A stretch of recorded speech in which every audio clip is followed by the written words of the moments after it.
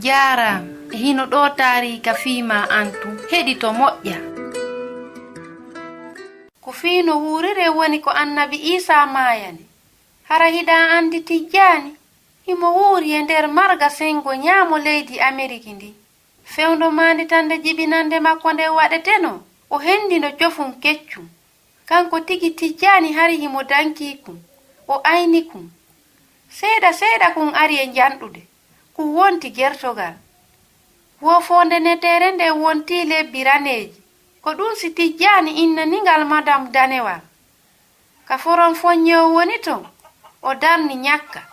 Nde madam danewal jori wofonde wo o humpita yimɓe ɓen fo.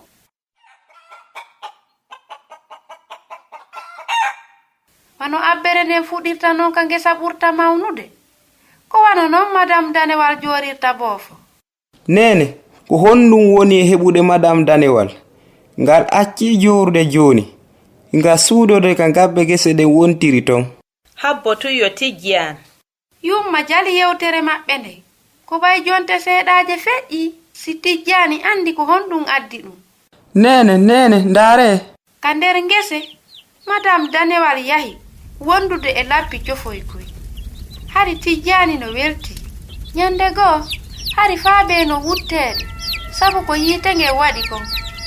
Gesere maɗe ɗen no sumude hari neɓata yiite ngen hewta margam.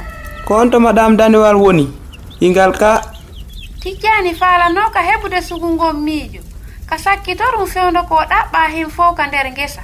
E ko honɗum waɗi Tijjani yii ka cappe madam danewal ɗen sumi. O ƴettingal ka ley gertogal o tawi ton cofoy koye fof no diwna hikoye hiɓɓondiri. E ko honno ɗum gasirta? Kulle ɗen no yi'a bone saatiɗon ɓay yiite ngen ɓadike cofoy koye ɗaɓɓi ko koye suuɗo ka nene makkoy. Gertogal ngal no waawno wiirude kono cofoy koye kankoy koye waawata.